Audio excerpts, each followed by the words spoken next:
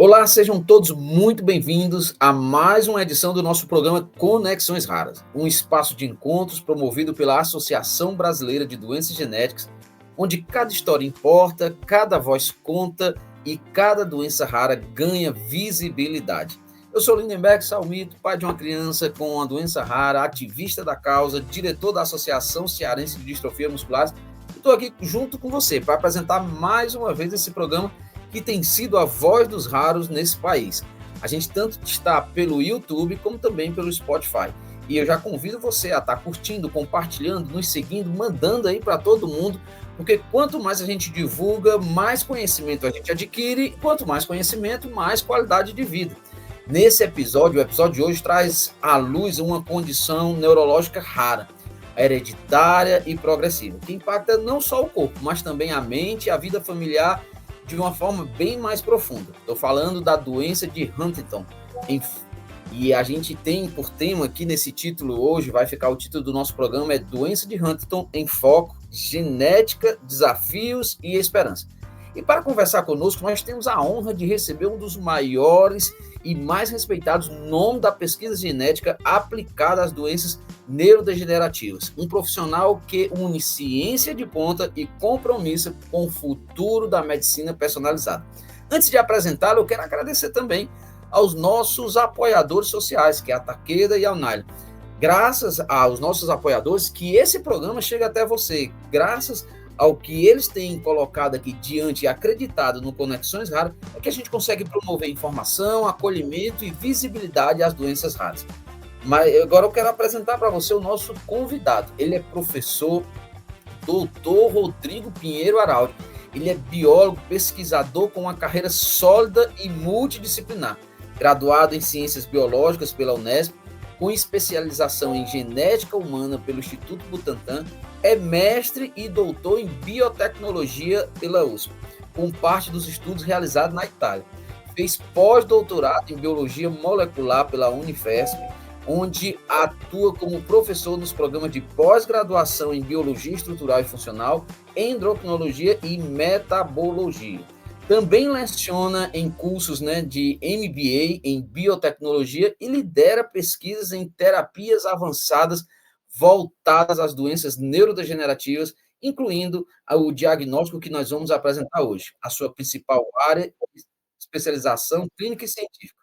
Doutor Rodrigo, é uma honra tê-lo aqui conosco, e o senhor já pode falar aqui junto conosco, trazer suas expectativas, suas considerações iniciais. Para nós é um grande prazer. Bom dia a todos. Primeiramente, obrigado por esse convite e, sobretudo, pelo espaço que vocês proporcionam para discutir temas tão importantes quanto doenças raras. Bem sabemos que são doenças muitas vezes negligenciadas devido ao termo raro, que é um termo que precisamos discutir um pouco mais. É raro, mas quando falamos em vida não há raridade. Toda vida conta, toda vida importa. Então, esse é um tema bastante importante. E agradeço particularmente por esse episódio dedicado a mais uma doença rara, que é a doença de Huntington. Então, é uma oportunidade com certeza única de dar voz a essa doença e poder esclarecer ao nosso público o que é a doença, quais são os caminhos que nós estamos hoje tendo e quais são as perspectivas que temos em termos de tratamento aí para o futuro. Que bacana, eu tenho certeza que a nossa conversa, que esse bate-papo aqui gostoso, vai trazer muita informação, vai trazer o conhecimento desse diagnóstico, e as pessoas que vão estar tanto nos assistindo pelo YouTube como ouvindo pelo Spotify, vai gerar esse despertamento, essa curiosidade, e pode até que ser entre amigos, familiares, possa compreender um pouco os sintomas e trazer uma investigação ainda mais profunda. A primeira pergunta que mandaram aqui para nós, doutor, é justamente falando algo bem específico, A doença de Huntington é muitas vezes associada a sintomas motores, mas que outros aspectos, como cognitivos e emocionais, impactam significativamente a vida do paciente. Sem dúvida, a doença de Huntington ela não é apenas uma doença motora. A gravidade que nós temos em relação a essa doença em particular é porque ela acomete aspectos motores e também aspectos funcionais do paciente que envolvem ali questões cognitivas, principalmente aspectos de memória, onde verificamos uma degradação, uma degeneração progressiva, tanto os aspectos motores, os aspectos cognitivos, mas também temos um componente psiquiátrico, né? Esses pacientes, eles sofrem muito em função de uma série de consequências. Além das consequências devastadoras que a própria natureza da doença já causa, ainda assim acontecem uma série de alterações a nível bioquímico no cérebro que potencializa que esses pacientes desenvolvam quadros depressivos. Então, uma das causas de morte que nós temos no paciente, além das causas naturais, é que muitos pacientes acabam cometendo suicídio. Essa é uma realidade que nós enfrentamos hoje com a doença de Huntington. Então, nós temos 3 componentes da doença, que se agravam à medida que o tempo evolui, porque é uma doença progressiva. Então, temos um comportamento motor, um comportamento cognitivo e uma alteração de ordem psiquiátrica que envolve esse quadro depressivo. Doutor, a gente sempre, nesse mundo dos raros, a gente luta por essa questão do diagnóstico precoce. Então, quanto mais rápido a gente souber, quanto mais rápido a gente descobrir, mais qualidade de vida a gente vai ter, né? E quais são os principais sintomas, né? Quais são os principais sinais precoces da doença? O que é que ela costuma que ser... Às vezes a gente trabalha nesse aspecto porque muitos diagnósticos são confundidos. Quais são os principais sintomas precoces da doença que costumam ser confundidos com outras condições neurológicas ou psiquiátricas? Bom, sem dúvida o diagnóstico dessas genéticas é algo bastante desafiador, principalmente em um país com uma extensão territorial como o Brasil, onde sabemos que temos algumas regiões que temos algumas vulnerabilidades em termos de menor quantidade de assistência médica e principalmente geneticistas que possam fazer ali um diagnóstico preciso ou até mesmo de profissionais, médicos, clínicos ou neurologistas que tenham um conhecimento sobre a doença e consigam identificar ou ter uma suspeita diagnóstica ainda com os primeiros sintomas. De modo geral, os primeiros sintomas da doença são difíceis de serem diagnosticados como Huntington inicialmente. Eles não apresentam um conjunto específico de sintomas que nos direciona para esse diagnóstico. Os primeiros sintomas, eles podem ser confundidos com outras doenças, onde nós temos ali algumas manifestações de ordem psiquiátrica. Então, nós podemos ter quadros depressivos, às vezes quadros de ansiedade que podem começar a surgir antes mesmo das manifestações motoras. De modo geral, o diagnóstico em si é realizado quando o paciente começa a apresentar alguns sintomas motores que são muito característicos da doença. A doença de Huntington, ela é também chamada de coreia de Huntington. Isto por causa de um movimento específico, involuntário, é um conjunto de alterações motoras que esses pacientes apresentam que permite a gente realizar esse diagnóstico. No entanto, quando nós fazemos esse diagnóstico dessa função motora já prejudicada, nós sabemos que já existe um grau de comprometimento muito maior. A degeneração já atingiu um nível suficiente para afetar essas estruturas motoras. Então, é um diagnóstico difícil de ser realizado no início, depende de um conhecimento médico e principalmente do rastreio em famílias. Como é uma doença genética, o que nós temos que ter como atenção é o fato de que, se um paciente tem ou relata ter casos na família, é provável que descendentes diretos possam também desenvolver a doença. 50% de chance do gene ser transmitido, né, de pais para filhos. Então, essa é uma atenção que nós temos que ter. Mas, início, de fato, os sintomas podem ser confundidos com, inclusive, depressão, ansiedade, relacionado a outros fatores que não ali relacionados com a doença de Huntington inicialmente. Dando um estudo e vendo aqui as possibilidades do diagnóstico, a gente percebe que, embora o nosso país seja um país continental, a gente vê que tem uma maior incidência ali no interior de Alagoas. A que se deve essa concentração e como isso afeta a vigilância e o atendimento? Nós temos no Brasil alguns bolsões da doença, como nós chamamos, né? São regiões onde concentram ali uma frequência muito maior de casos, inclusive com uma frequência maior de observação da doença de Huntington do que nós vemos a nível mundial. Isso acontece em função principalmente de serem populações pequenas, são cidades com populações pequenas, aonde muitas vezes o casamento, a consanguinidade, ou seja, né, o casamento entre pessoas aparentadas, acabam fazendo com que a frequência de doença aumente mais ainda. Outra causa que justifica esse aumento dessas regiões é justamente porque essas cidades no Brasil, como acontece em Alagoas, também em Ceará, e temos casos também em Minas Gerais, na cidade de Ervália, são regiões que sabemos que são socioeconomicamente vulneráveis. Então, elas têm uma menor assistência médica, uma menor assistência principalmente genética e neurológica relacionada ali com a doença, mesmo sabendo que há casos e a prevalência de casos é muito maior. Então, devido à falta de assistência médica e de conhecimento, e sabendo que a doença tem esse caráter transmissível, nós acabamos tendo ali um maior número de casos em função dessa consanguinidade. Nós precisaríamos dessas regiões, obviamente, uma maior assistência médica, né, e principalmente uma maior orientação no que diz respeito a esses indivíduos e famílias que portam a doença, em termos de uma orientação, porque sabemos que quando essas pessoas têm filhos, existe uma probabilidade de 50% de transmitir a doença. Então, esse é um risco que a gente tem que mitigar através de orientação. Relacionado, né, à questão da esperança, porque quando a gente entra nesse campo do mundo raro, a nossa luta, o nosso dia a dia é bastante, assim, dificultoso. E a nossa esperança é quando a gente escuta boas notícias, a nossa esperança é quando a gente se vê falar em tratamento. E a pergunta que lançaram para nós é justamente essa: o que é que a ciência, né, o que a ciência tem avançado nos estudos sobre a modificação do curso da doença e se há perspectivas reais de terapia que vão além do tratamento dos sintomas? Bom, nós temos avançado bastante. Em termos terapêuticos, é uma doença muito complexa, né? Toda doença tem a sua complexidade, nenhuma doença é algo simples, né? Então, usar o termo complexo é algo que eu não gosto muito, pois dá a impressão de que estamos trazendo um nível a mais de dificuldade para a doença de Huntington. A grande dificuldade que nós temos é justamente o fato de ter três comportamentos: motor, cognitivo e psiquiátrico. Então, nós precisamos abordar três frentes simultaneamente. Obviamente, para ter tantas alterações no paciente, é esperado que ele também tenha várias alterações moleculares.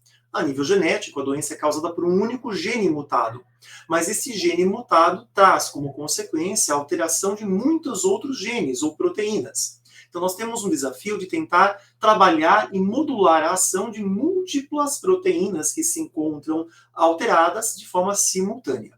Nós temos hoje algumas drogas no mercado, então basicamente o tratamento da doença de Huntington hoje, ele é feito de via farmacológica com alguns medicamentos. Nós só temos 2 medicamentos aprovados pela Anvisa no Brasil para a doença de Huntington: a tetrabenazina e a deutetrabenazina. Ambos são medicamentos de alto custo e que oferecem benefícios limitados. Eles só agem basicamente tratando a coreia, que é o principal sintoma, mas que só está presente no início da doença. À medida que o paciente progride e a progressão da doença se torna mais avançada, a coreia deixa de ser o principal sintoma. E aí o medicamento já não tem muita mais ação.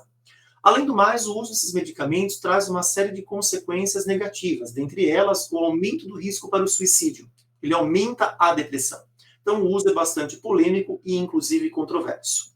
Então, o manejo farmacológico hoje ele é feito através do uso de outros medicamentos acessórios, que nós trazemos através da experiência dos clínicos com o tratamento da doença, sem haver uma orientação, pois não temos outros medicamentos aprovados. Em termos da evolução da pesquisa, nós já temos mais de 250 ensaios clínicos no mundo inteiro sobre a doença de Huntington, tentando várias abordagens terapêuticas.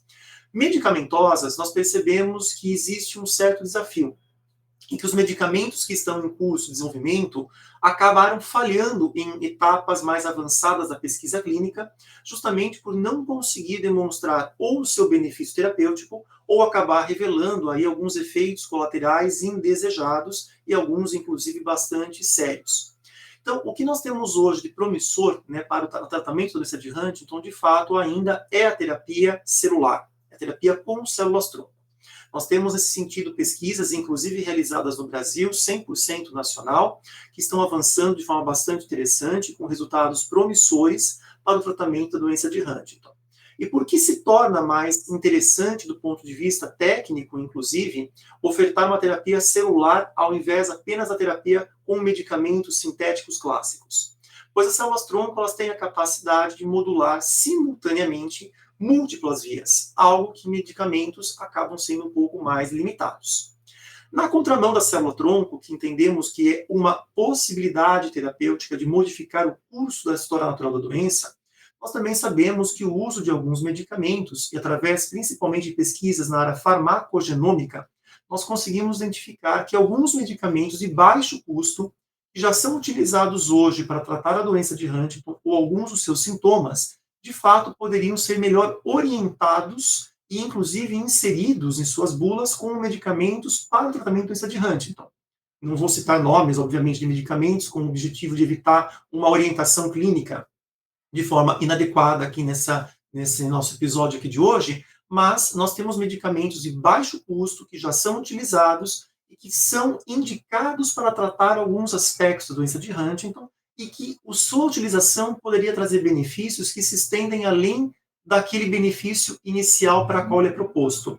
Nós temos, por exemplo, um modificador de humor que nós identificamos recentemente, que além de modificar, né, melhorar esse aspecto da questão psiquiátrica, melhorando ali, né, reduzindo a depressão dos pacientes, então melhorando o status desse indivíduo, nós poderíamos ainda trazer benefícios motores e trazer benefícios comportamentais gerais ao paciente. Então, ou seja, esse medicamento que custa R$20 basicamente, poderia ter excelentes benefícios enquanto a terapia celular avança na sua pesquisa para poder em algum momento chegar aí a ser ofertada para os nossos pacientes. Doutor, a gente entende que todo diagnóstico, principalmente na questão do diagnóstico raro, ele deixa de ser um diagnóstico individualizado e passa a ser um diagnóstico familiar. E quando se trata da doença de Huntington, a gente vê que ela é hereditária e a pergunta que um dos nossos ouvintes aqui mandou para nós é que como é que esse acompanhamento das famílias e o aconselhamento genético para os filhos e netos, como é que ele acontece? Como é que a gente trata diante desse aconselhamento? Qual a importância de tudo isso? Já que, embora seja um diagnóstico, já seja reconhecido, mas que é tão difícil de trazer à tona, né? Sem dúvida, o diagnóstico genético, o aconselhamento genético, eles se tornam alvos, né, aqui principais para quando falamos, inclusive, em políticas para tentar controlar os casos e a epidemiologia da doença no país. E isso também a nível mundial. É um tema muito sensível, sem sombra de dúvida, porque a doença de Huntington, ela começa a se manifestar, os primeiros sintomas começam a surgir geralmente a partir dos 35, 40 anos de idade. Essa é uma idade em que muitos de nós já constituímos família, já tivemos filhos. E muitas vezes esses indivíduos não sabiam que eram portadores da doença. Então, como já tiveram um filho, eles têm ali 50% de chance de ter transmitido essa herança genética, que é a da doença de Huntington, para os seus filhos. Então, sem dúvida, é um tema muito difícil de ser conduzido. Por quê? De modo geral, a orientação que nós temos dentro da genética é: se você é portador da doença de Huntington, nós recomendamos, como geneticistas, que você não tenha filhos. Essa recomendação ela é dura, ela é difícil, não é uma recomendação fácil, nem para a pessoa que tem a doença, porque, sem dúvida, muitas vezes ela sonha com a construção da sua família, mas também não é uma atitude fácil para o profissional geneticista, não é o tipo de aconselhamento que nós gostaríamos de trazer. No entanto, nós entendemos que existe sempre um risco, e esse risco não é possível de ser mitigado. Nós não podemos garantir esse resultado. Então, nós não podemos falar se você vai ou não ter um filho. É 50% de chance. Logo, com isso, se torna um risco. Então, nós tendemos sempre a reduzir esse risco através desse aconselhamento. Essa é a nossa principal orientação. É interessante também que seja feito um screening dessas famílias, porque nós sabemos hoje, por exemplo, pelos registros, esse é o único arquivo epidemiológico de doença de Huntington no Brasil. Nós não temos nenhuma política pública, nenhum trabalho mais extenso de epidemiologia que tenha feito levantamentos extensivos. Então, o que sabemos hoje é, pelos arquivos da Associação Brasileira de Huntington, ABH, nós temos no Brasil hoje entre 13 e 21 mil pessoas portando a doença. E nós poderíamos ter até 100 mil indivíduos em risco de desenvolver por serem parentes dessas pessoas que portam a doença. Então, nós estamos falando de uma doença rara, com um número expressivo de indivíduos que ou possuem ou estão em risco de desenvolver. Então, o rastreio genético, ele é importante. Só que aí nós caímos em um segundo dilema. Nós podemos fazer um rastreio genético em indivíduos, em filhos de pessoas que sabem que seus pais possuem a doença de Huntington. Só que vivemos um dilema ético também com essa questão. Se realizarmos um diagnóstico, esse indivíduo na faixa dos seus 16, 18 anos, ele é diagnosticado sabendo que ele possui o gene mutado e que, portanto, poderá e irá desenvolver os sintomas da doença em algum momento de sua vida, como trabalhar esta questão, uma vez que hoje também nós não dispomos de medicamentos que são capazes de modificar o curso natural da doença? Então, vivemos uma questão onde existe, de fato, um enfrentamento, até mesmo dentro da própria genética e dentro de conselhos e congressos de genética, aonde não há um posicionamento se seria indicado ou não realizar esse diagnóstico precoce, justamente porque o indivíduo, ao saber que porta o gene, ele vai viver, né, a sua vida com um estado de angústia, até com risco, inclusive, de alguns indivíduos cometerem suicídio em função desse diagnóstico precoce. Então, de fato, ainda hoje, o aconselhamento ele é muito importante, sobretudo na orientação da construção da família. Infelizmente, é um diagnóstico muito difícil e muito difícil também para o profissional geneticista que precisa ter esse tipo de aconselhamento em situações como a Huntington. No caso, né, a questão familiar, realmente, diante do esclarecimento, da forma como o senhor transmite de uma forma tão clara, tão objetiva, algo que fácil compreensão para todos nós que estamos assistindo aqui e também ouvindo. Eu queria saber, doutor, porque assim, nesse nosso corre-corre de diagnósticos, nem sempre a gente vai estar ali com o médico especialista na situação, né? A gente nem sempre vai estar. E aí é onde surge a equipe multidisciplinar. Então, diante dos tratamentos, eu tenho um filho com uma doença rara, e cada doença rara, ela traz ali a sua particularidade, e mesmo dentro do mesmo diagnóstico, a gente vê se indivíduos portando, ou na verdade, com sintomas diferenciados, e a questão sabemos também que o cuidado com o paciente, ele vai muito além da medicação, né? Como é que deve ser estruturado, né? Dentro do seu conceito, dentro daquilo que o senhor é especialista, né? Dentro desse diagnóstico, como é que deve ser estruturado um plano, né, de cuidado multidisciplinar, eficiente, para quem tem o diagnóstico da doença de Huntington? Nós temos uma dificuldade muito grande nesse aspecto. O tratamento da doença, né, desde a assistência inicial a todo o acompanhamento, ele exige um atendimento multi e interdisciplinar. Doença de Huntington, nós não tratamos apenas com os medicamentos. Nós precisamos ter uma abordagem muito mais complexa, que envolve aqui desde tratamentos farmacológicos, aonde muitas vezes são tratamentos de alto custo, então nós temos uma dificuldade aqui também socioeconômica. Falamos do uso de alguns medicamentos que podem facilmente custar aí cifras de 30, 40 mil reais mês. E nós ainda temos a necessidade de uma série de outros acompanhamentos, como fisioterapeuta, fonoaudiólogo, acompanhamento psiquiátrico para o manejo desses sintomas da depressão, que não devem ser, ou muitas vezes fogem da alçada de um profissional da própria neurologia.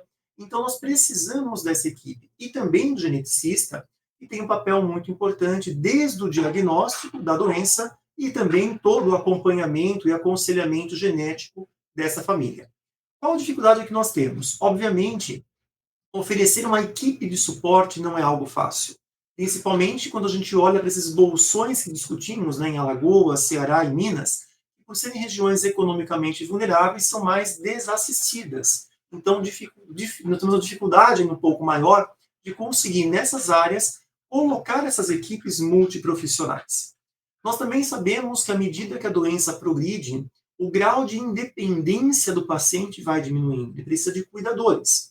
Então, essa é uma doença que não afeta exclusivamente o paciente, afeta todo o núcleo familiar. E tem prejuízos econômicos, né, caros, porque a doença ela é cara de ser tratada. Muitas vezes os familiares precisam deixar os seus trabalhos para cuidar e ter uma atenção a esse indivíduo. E nesse sentido, nós sabemos que nós não temos nenhuma política, nenhum programa onde possamos ter cuidadores, por exemplo, e uma assistência adequada a esses pacientes. Então, sem sombra de dúvida, todo o manejo, todo o cuidado com o paciente é um tema extremamente delicado, sensível e que nossos pacientes estão, sim, desassistidos.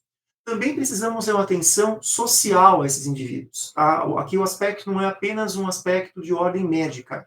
Nós sabemos claramente que tem famílias hoje no Brasil que principalmente estão nessas regiões mais economicamente vulneráveis que se encontram em condição de miséria, que não têm comida. Isso é uma realidade do Brasil. Então, nós precisamos, além de tudo, de um apoio social a esses pacientes. Na doença de Huntington, existe um comportamento nutricional. Muitas vezes, o indivíduo ele está tendo todo o aporte nutricional adequado e, ainda assim, ele tem uma tendência a perder peso, uma tendência a um emagrecimento. Isso é uma característica da doença. Aí você imagina a situação em que pacientes têm essa condição, têm essa tendência ao emagrecimento, que é um fator que prejudica muito a qualidade de vida do indivíduo, e ainda ele está em uma região onde sequer ele tem comida. Isso é o que nós enfrentamos hoje no Brasil. Então, o apoio a essas famílias, ele deve ser um apoio multi-equipe. Ele tem que ter cuidadores especializados, equipes de enfermagem, precisamos ter nutricionistas, psiquiatras, neurologistas, geneticistas, para poder, fisioterapeutas, fonoaudiólogo, para poder trazer essa assistência melhorada aos nossos pacientes. É uma questão bem ampla, né? Uma questão bem difícil, como o senhor mesmo mencionou, essa ideia da questão das próprias políticas, a própria condição do território, né? Eu aqui também faço parte, eu moro no estado do Ceará, e a gente demanda algumas situações que realmente vão além do tratamento, né? Porque quando a gente vai para uma consulta, quando a gente vai para um hospital, a realidade pós-consulta, a realidade pós-atendimento é muito precária, é muito difícil. Mas graças a Deus que existem profissionais comprometidos, né? Pessoas como o senhor que tem se levantado diante da causa e colocado, né? De uma forma bem clara, de uma forma bem exposta, como nós devemos é, continuar. Eu gosto muito de falar que existe vida pós-diagnóstico. E é dentro desses ensinamentos, é dentro dessas condições que o senhor transmite e a segurança, né? Porque só o próprio falar, a forma como o senhor se expressa, a forma como o senhor traz para nós essa clareza, já garante para nós uma segurança. Então, eu imagino que aquele que está assistindo, aquele que está nos ouvindo, sai daqui mais confortado em saber que existem pessoas dedicadas, que lutam, que buscam, que vão além para trazer um tratamento, trazer uma esperança, trazer um diagnóstico precoce, porque muitas vezes, né, nesse contexto de Nordeste, muitas vezes nesse contexto de Brasil, muitos pacientes, muitas pessoas que a gente tem conversado, familiares só descobrem a causa-morte depois que outro é diagnosticado, infelizmente. E aí eu pergunto para o senhor, né, além, diante desse ponto de vista de políticas públicas, o que o senhor acha que é mais urgente, né, para garantir para esses pacientes diante do nosso país? Bom, inicialmente precisamos de políticas públicas. Temos uma vantagem no Brasil frente a outros países, que é contar com o Sistema Único de Saúde, que é o SUS, né? Hoje o SUS ele é a grande garantia, o principal ponto de apoio dos nossos pacientes, já que muitos precisam ali de uma assistência mais ampla e que, obviamente, o custo da assistência médica, sabemos que medicina e saúde é algo caro não só no Brasil, algo caro no mundo todo. Então, contar com um sistema público de saúde é algo fundamental. Mas nós precisamos que esse sistema também esteja apto, adequado, para poder atender a essa demanda de doenças raras, e particularmente aqui falando doença de Huntington. Como vimos, é uma doença que exige essa equipe multidisciplinar. Então, precisamos dessas políticas públicas, precisamos desta orientação e precisamos de um apoio do Ministério da Saúde e um apoio governamental para oferecer todo esse suporte. O que é esse suporte? Precisamos ampliar a assistência genética, principalmente nessas regiões que são bolsões da doença. Essas regiões de Alagoas, Minas e Ceará precisam dessa assistência. Não são só essas cidades, claro, é o nosso país inteiro. Entendemos as dificuldades que também existem quando falamos aqui em políticas públicas em função da grande extensão territorial do Brasil e de tantas outras demandas que o Ministério também tem para atender outras doenças. Percebemos, já temos algum tempo, que temos alguns contatos com o Ministério da Saúde e, de fato, existe um engajamento. O Ministério está ciente da doença, está ciente das necessidades e, principalmente, através do apoio de associações. E esta importância das associações de doenças, como a Casa Brasil Huntington, a Casa Brasileira União Huntington, também fazem articulações com o governo, articulações com o Ministério, buscando aumentar essa assistência. Hoje o que nós precisamos, de fato, é que essa assistência se amplie. Não precisamos ter políticas públicas para doenças raras, Precisamos ter uma atenção às doenças raras. Isso não é só Huntington. Todas as doenças raras exigem atendimentos especializados. Precisamos ter programas de formação continuada para os profissionais da área da saúde, sejam médicos, nutricionistas, fisioterapeutas, geneticistas, para entender a diversidade e a complexidade que essas doenças acabam nos colocando aqui em termos clínicos. Muitas vezes, sabemos disso, por ser rara, nem todo neurologista já teve um caso a atender de doença de Huntington. Então, precisamos treinar essas equipes médicas para estar cientes da doença e como realizar o manejo de forma adequada.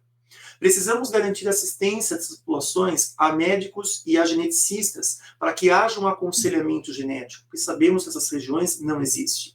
Precisamos ter uma assistência de fisioterapeutas, fonoaudiólogos e nutricionistas, que bem sabemos que nem sempre, como você mesmo comentou agora, o paciente sai de uma consulta, muitas vezes no SUS, e ele não consegue ter esse pós-consulta, ele não consegue um encaminhamento, um agendamento a um profissional, por exemplo, a um nutricionista, a um nutrólogo, eventualmente a um fonoaudiólogo, ou quando não, quando ele consegue, muitas vezes implica em conseguir um atendimento numa outra cidade, numa capital, e nem sempre o deslocamento é algo fácil, principalmente uma doença que envolve um aspecto motor. O deslocamento do paciente se torna bastante dificultoso.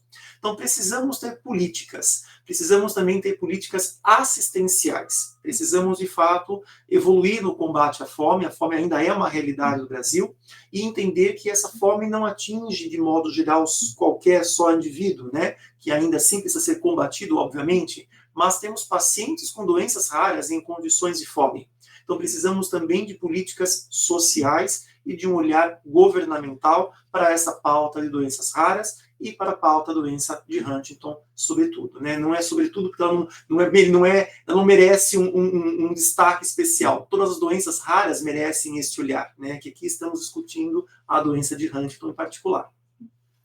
Doutor Rodrigo, essa nossa conversa está sendo muito agradável, o tempo ele voa, né? O tempo passa muito rápido diante de tudo aquilo que nós estamos aprendendo aqui, mas antes de encerrar, eu queria que o senhor, por gentileza, trouxesse aquilo que nós não tocamos, que o senhor acha que é interessante falar, e também uma mensagem, né? Algo que o senhor possa compartilhar de esperança ou inspiração para que as famílias que vivem com esse desafio desse diagnóstico possam sair daqui ainda mais com a vontade de lutar, de procurar uma qualidade de vida melhor. Perfeito. Bom, sem dúvida a doença de Huntington é um desafio, como estamos discutindo aqui, mas esse desafio eu acho que merece uma atenção por parte de familiares e mesmo de indivíduos que portem a doença e que nos assistem nesse momento em termos de esperança. É importante destacar que a pesquisa, não só mundial, mas brasileira, está evoluindo bastante. O trabalho não é fácil, mas é um trabalho contínuo. Como eu comentei, são mais de 250 estudos clínicos no mundo inteiro com pacientes de Huntington, envolvendo mais de 170 mil pessoas nesses estudos. A ciência está aqui para nos ajudar, e essa é a grande importância do apoio que precisamos ter aqui na área científica, né? no fomento à ciência, à inovação, para que a gente possa também avançar com as terapias. Hoje, eu quero destacar o cenário brasileiro porque vivemos um momento muito importante de destacar a nossa soberania e, sobretudo, de falar do que fazemos aqui dentro. Muitas vezes falamos do aí de fora, né? A pesquisa farmacêutica sempre é conduzida fora do Brasil. Mas não, também temos pesquisa no Brasil. Aqui em São Paulo, em parceria de algumas empresas, e particularmente o Instituto Butantan, tem pesquisas que estão liderando aqui, já fazem 20 anos na área de doença de Huntington. Como eu comentei, nós temos hoje uma terapia celular em pesquisa e desenvolvimento, já em fase clínica, fase 2, já bem avançada, com resultados muito promissores, que vem mostrando aí ser uma possível solução para a doença a médio e longo prazo. Digo médio e longo porque temos um prazo de desenvolvimento e de registro junto à Agência Nacional de Vigilância Sanitária. Mas é uma pesquisa 100% brasileira que está avançando muito bem. Então, temos esperança. Com o uso agora de ferramentas como inteligência artificial aplicada às áreas de medicina e de genética, nós também estamos conseguindo avançar cada vez mais. Recentemente concluímos um estudo mundial, foi o maior estudo já feito doença de Huntington, um estudo internacionalmente premiado, que identificamos alvos terapêuticos para a doença, então isso amplia a perspectiva de desenvolver medicamentos. E, claro, precisamos também, e esse também é o nosso esforço como cientistas, na articulação com a indústria farmacêutica, para realmente atrair o interesse da indústria para o desenvolvimento de produtos voltados à doença de Huntington. Temos algumas farmacêuticas que já têm esse despertar desse interesse, que já estão desenvolvendo produtos, e temos farmacêuticas que estão agora começando a olhar para o cenário de doenças raras e também trazendo aí pesquisa de ponta, não só para Huntington, mas também outras doenças. Então, precisamos manter, sim, a esperança. Entendemos que as famílias que convivem com os seus familiares ali com a doença de Huntington, sem sombra de dúvida, querem essa solução o quanto antes, né, porque eles vivem o dilema, mas é importante esse tempo. Esse tempo ele é fundamental para que a ciência possa desenvolver produtos de qualidade, com segurança e eficácia demonstrados. Mas nós estamos avançando para chegar lá. Tenho esperança que a gente consiga, aí na próxima década, ter pelo menos algum produto terapêutico que consiga retardar a evolução da doença. Se a gente conseguir diminuir a velocidade com que ela progride, com certeza teremos uma esperança aos nossos pacientes. Desde já, doutor Rodrigo, nós queremos agradecer a sua participação nesse episódio, uma participação enriquecedora, e eu tenho certeza que muitos que aqui vão contemplar, assistindo ou ouvindo pelo Spotify, vão justamente poder, pelo menos, despertar a curiosidade para procurar ali, firmar, decidir, atrás de todas essas especialidades que o senhor falou, inclusive a geneticista, para justamente ir para buscar um tratamento melhor. Né?